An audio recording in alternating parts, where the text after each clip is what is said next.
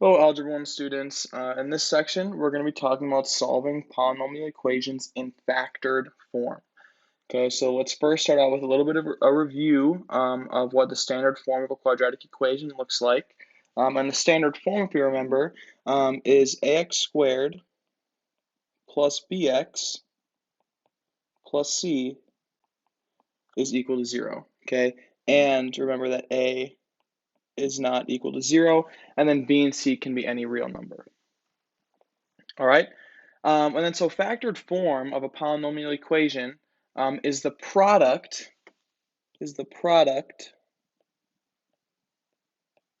of two or more factors. So as you can see, there's an example written there. We have x plus 6 times x plus 2 equals 0. All right, and again, this is a polynomial equation in a factored form. So eventually, we're going to learn how to take something in a standard form and put it into a form that looks like this. Okay, and solving these is actually really nice, and we're going to learn how to do that right now. So let's talk about that. All right, so solving a factored form of a polynomial equation. So we're going to use something called the zero product property. And it says if a and b are real numbers and a times b equals 0, then either a equals 0 or b equals 0. Okay, and so in this case, a and b, okay, a and b are going to be two binomial expressions there. Okay, so we're going to have x plus 2 times, or x minus 5 times x plus 2. So this would be our a here. Oh, it's like this would be a, and we're multiplying it by b, and that's equal to 0. So that's kind of what's happening here, except a and b are binomials. All right, and then so the zero product property says a equals 0 and b equals 0. So we're just going to set a, in this case, x minus 5 equal to 0. And then we're going to set b, x plus 2 equal to 0. Okay, and then we solve. Okay, so solving here is pretty straightforward. We add 5 to both sides, and we get x equals 5. Or, okay, solve the other equation here. Subtract 2 from both sides, x equals negative 2. Okay, so those are our two possible solutions. So basically all we're doing is taking what's inside each set of parentheses and setting it equal to 0. So this is pretty straightforward stuff, all right? And then what we want to do before we move on is check to see if these equations, or if these are actually solutions. So let's start with 5, okay? So if we plug in x for 5, we have 5 minus 5 times 5 plus 2. All right, 5 minus 5 is 0, okay? And 5 plus 2 is 7. So 0 times 0 is anything, so 0 equals 0, and that is true. All right, let's try when x is negative 2. So we have negative 2 minus 5 times negative 2 plus 2 equals 0. So we'll simplify what's inside each set of parentheses. So negative 2 minus 5 is negative 7. And negative 2 plus 2 is 0. Okay, and then anything times 0 is 0. So this is going to be 0, and 0 is equal to 0. So both of those are going to work out. So let's look at example number 2, okay?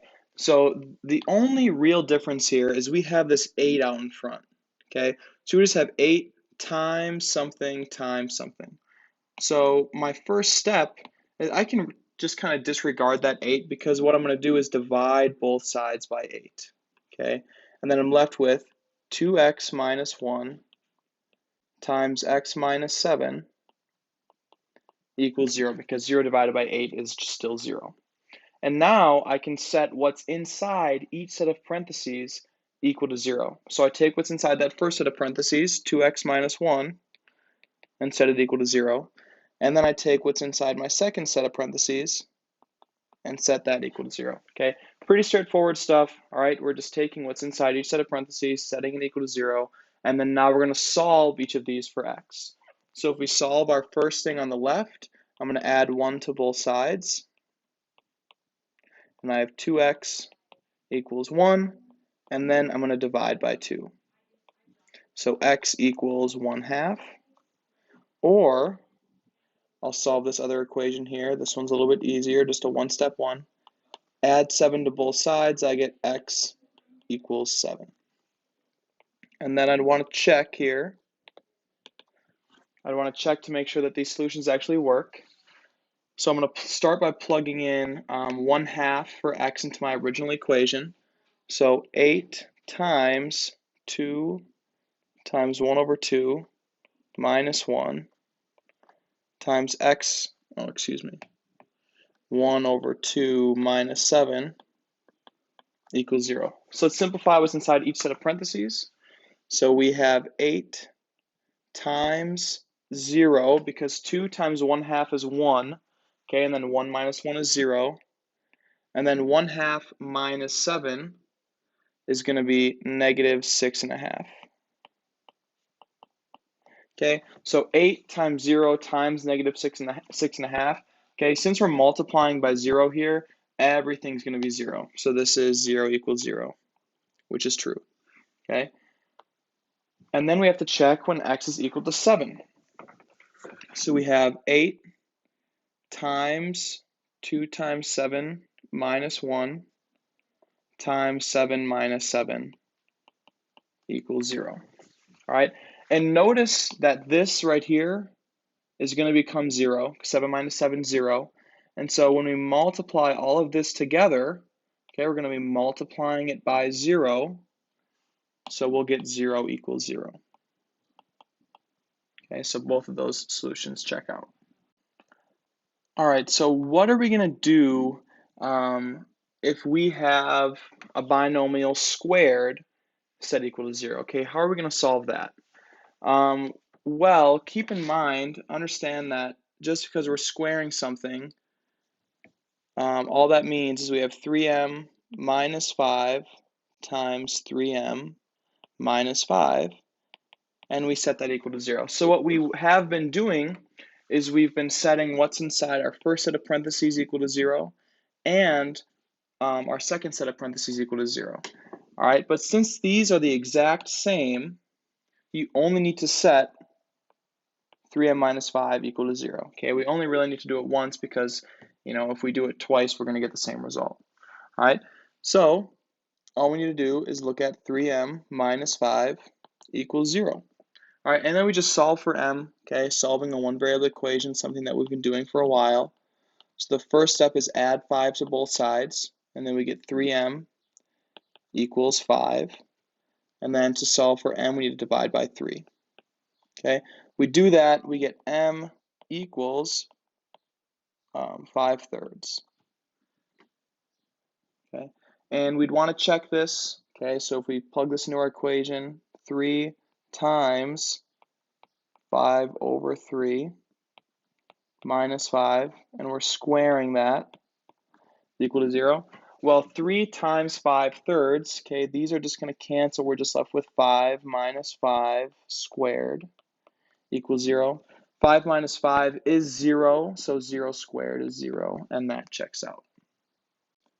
So the last example we'll look at is we're multiplying a cubic equation. We're multiplying, we have 3 sets of parentheses, so this is a factored cubic equation. And to solve this, all right, you can probably guess what we're going to have to do based on what we've done before. We just need to set all 3 of these quantities equal to 0. So far we've been dealing with quadratic, so like a second degree polynomial that's factored out for us.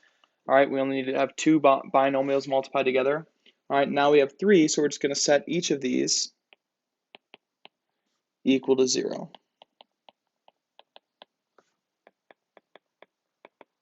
All right, and then we're just going to solve each of these. So the first step over here is add 3 to both sides.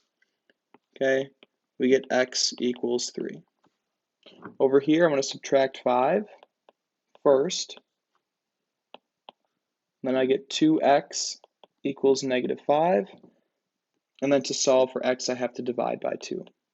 So I get x equals -5/2. All right, and then the last one, all I'm doing is subtracting 7, and x equals -7. Okay, so we could go through and check each of these, but we can see that when x is 3, this set of parentheses right here is going to become 0. So when we're multiplying everything by 0, we're going to get 0. So 0 equals 0.